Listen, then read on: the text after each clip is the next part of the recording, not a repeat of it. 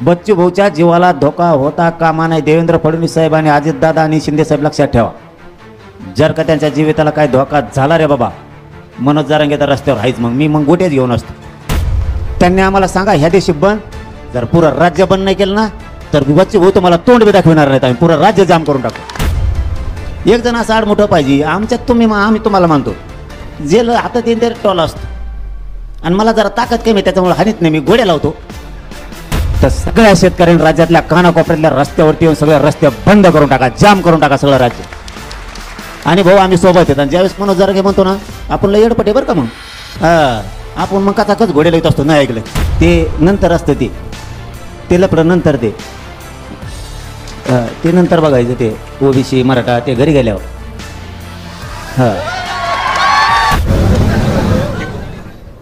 सगळ्यांना जय शिवराय. आज आपले शेतकऱ्यांचे नेते आपल्या गोरगरिबांसाठी अनेक वर्षापासून भाऊ मोठ्या ताकदीनं हिमतीनं सगळा संघर्ष करत आहेत. प्रथम मी भाऊ खरोखरच तब्येतीची काळजी घ्या.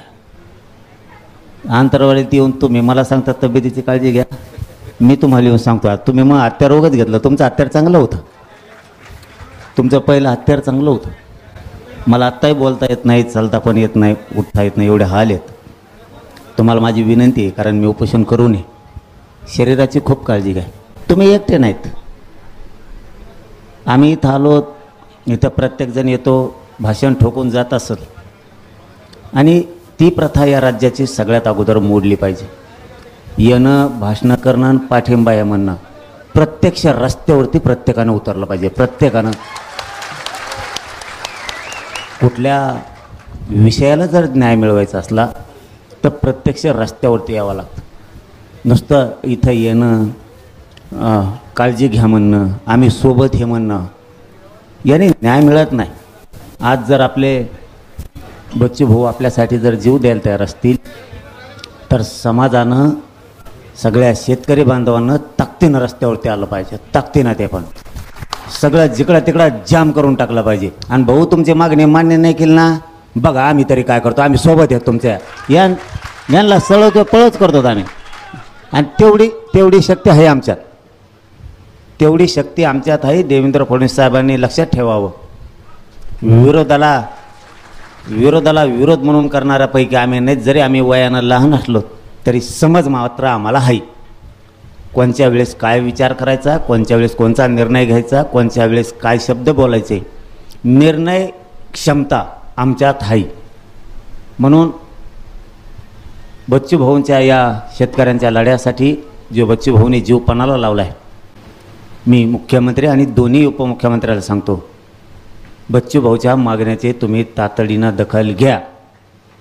ते फोनाफोनी ते बंद करा. फोन करणं, कुठं याला पाठवणं आणि त्याला पाठवणं. एकदा जर आम्ही शेतकरी बिघडलो, तर मी शेतकरी आहे, ते नंतर असतं, ते लपडं नंतर, ते नंतर बघायचं. ते ओबीसी मराठा ते घरी गेल्यावर.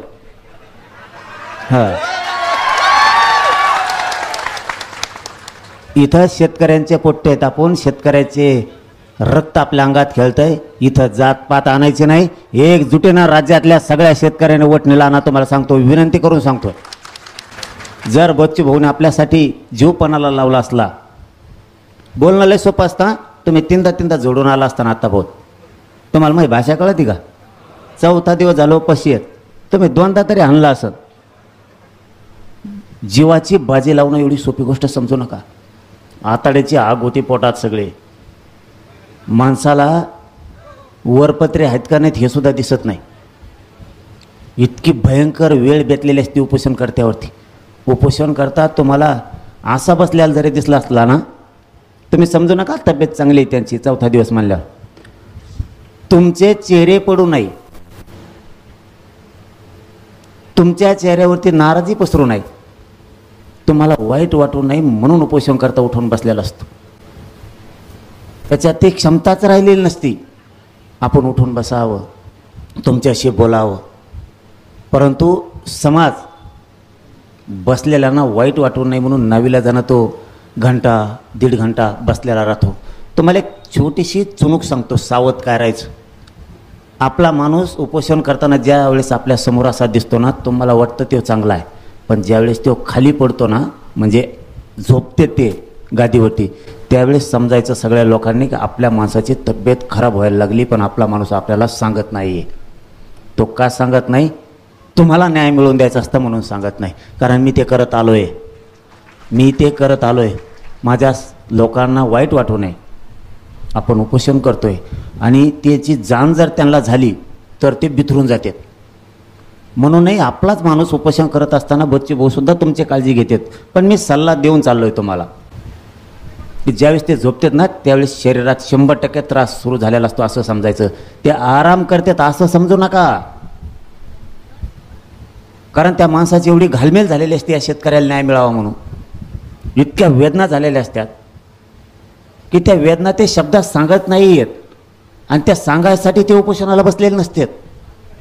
त्यांच्या डोळ्यासमोर आणि ते एक ध्येय घेऊन असतात की या शेतकऱ्याला न्याय दिल्याशिवाय हटणार नाही, हे पण घेऊन ते इथं बसलेले असतात.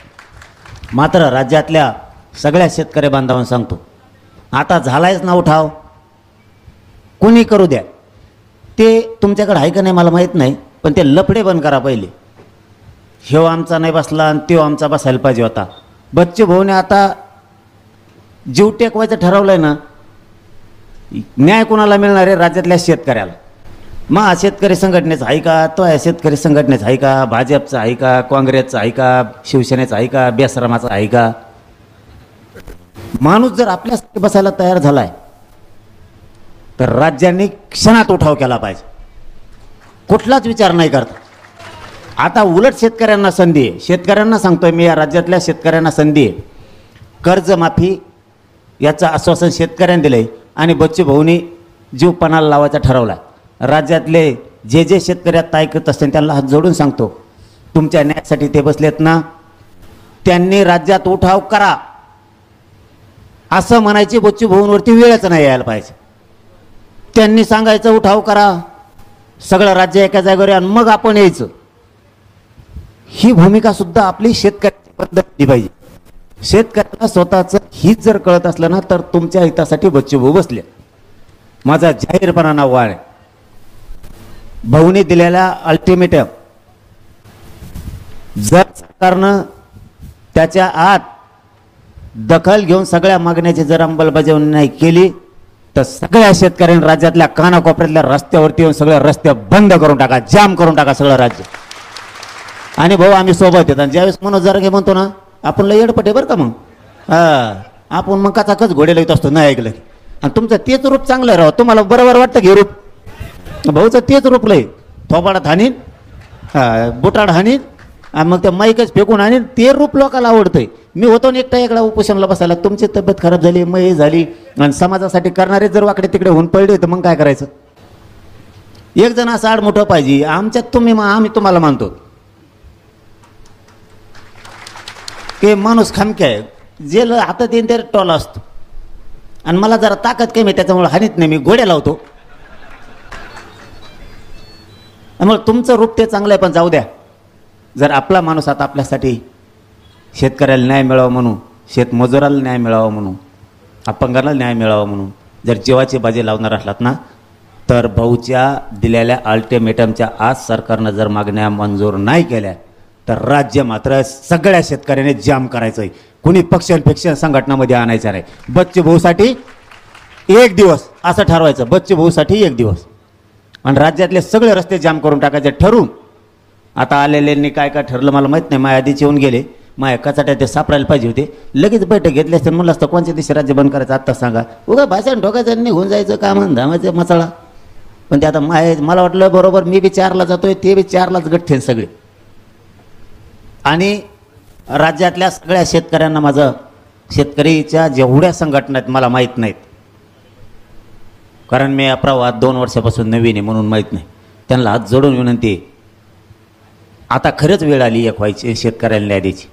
सगळेजण बच्चे भाऊच्या पाठीमागो सगळ्या शेतकरी संघटनेचे अध्यक्ष, तुम्ही एक मोठी बैठक घ्या, सगळी प्रेस घ्या शेतकरी संघटनेचे जे उभ्या आयुष्यभर शेतकऱ्यांसाठी लढतात आणि त्यांनी एक डेडलाईन द्या आम्हाला, या दिवशी पूर्ण राज्य बंद. ही मात्र एवढी जबाबदारी सगळ्या शेतकरी संघटनेच्या अध्यक्षांनी उचलावी. त्यांनी एक बैठक घ्यायची, इथं घ्या, बच्चे भाऊ समोर घ्या, का कुठं घ्या, तुमचा जो निर्णय असेल तो, तुम्ही दिलेला निर्णय आम्हाला मान्य. त्यांनी आम्हाला सांगा ह्या दिवशी बंद. जर पुरं राज्य बंद नाही केलं ना तर बच्चे भाऊ तुम्हाला तोंड बी दाखवणार नाहीत, आम्ही पुरं राज्य जाम करून टाकतो. माया बी तोंडातलं आलंय, लय बोलत नाही मी, पण जेवढं बोललं तेवढं पाळी. मला बोलायला त्रास होतोय, पण आता भाऊवर माझा आलंय जीवी, कारण भाऊचा मायावर तेवढाच. भाऊ बी अंतरवाली सारखे येडे घालायचे, पण भाऊनी माझ्यासारखी भूमिका घेतली असं मला वाटतंय, म्हणून मी धावत पळत आलो. अंतयात्रा शब्द वापरला त्यांनी, अंतयात्रा. दातडं काढू नका, लहान विषय नाही येऊ. अंतयात्रा शब्द लहान विषय नाही. स्वतःच्या कुटुंबाला उघड्यावर सोडायचं ठरवलं या माणसानं.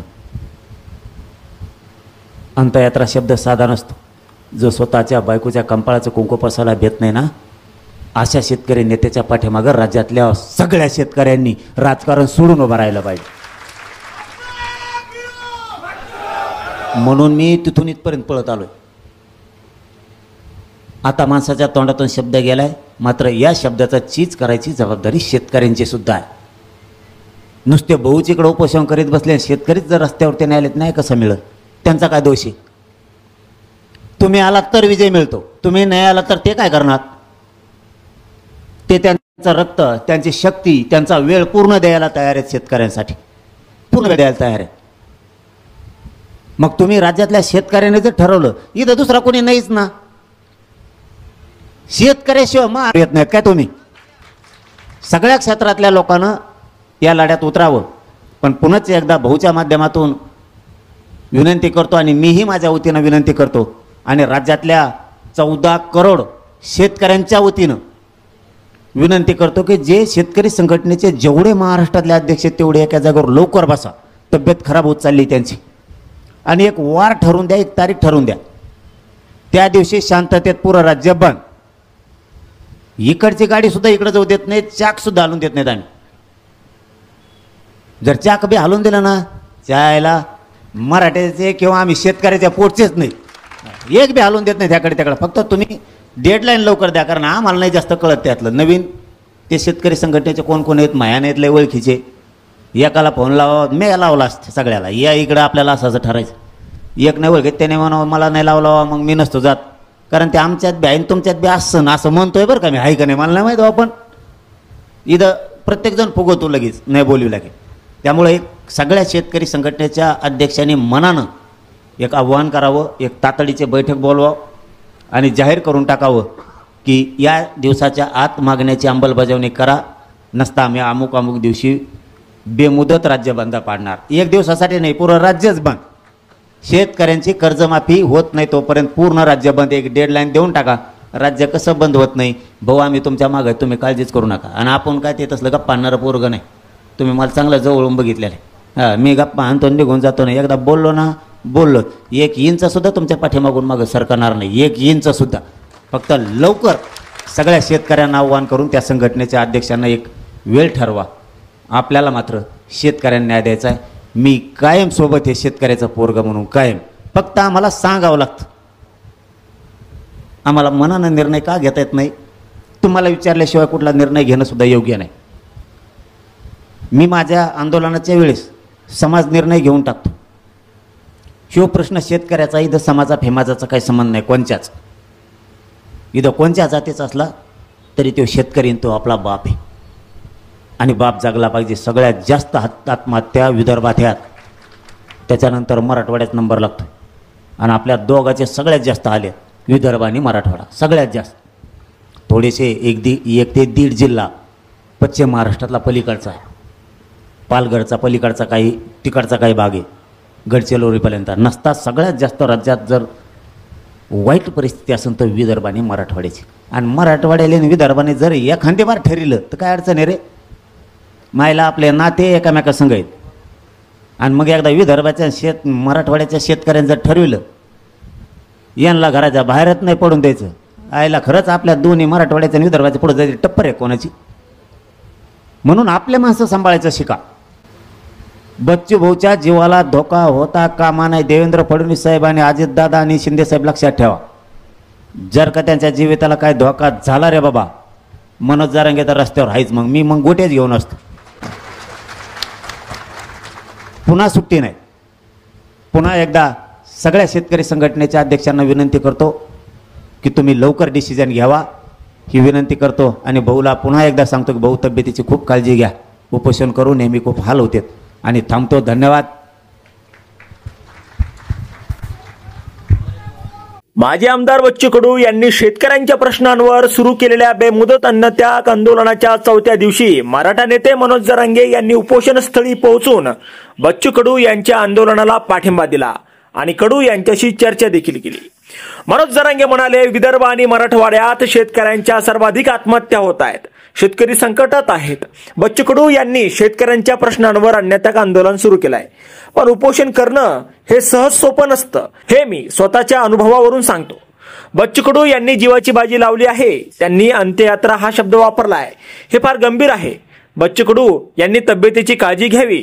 मुख्यमंत्री देवेंद्र फडणवीस आणि उपमुख्यमंत्री एकनाथ शिंदे आणि अजित पवार यांनी आंदोलनाची तत्काळ दखल घेऊन शेतकऱ्यांच्या मागण्या मान्य कराव्यात, अन्यथा शेतकरी रस्त्यावर उतरल्याशिवाय राहणार नाही. मनोज जरांगे म्हणाले की शेतकऱ्यांच्या या आंदोलनात कोणी मराठा किंवा कोणी ओबीसी नाहीये.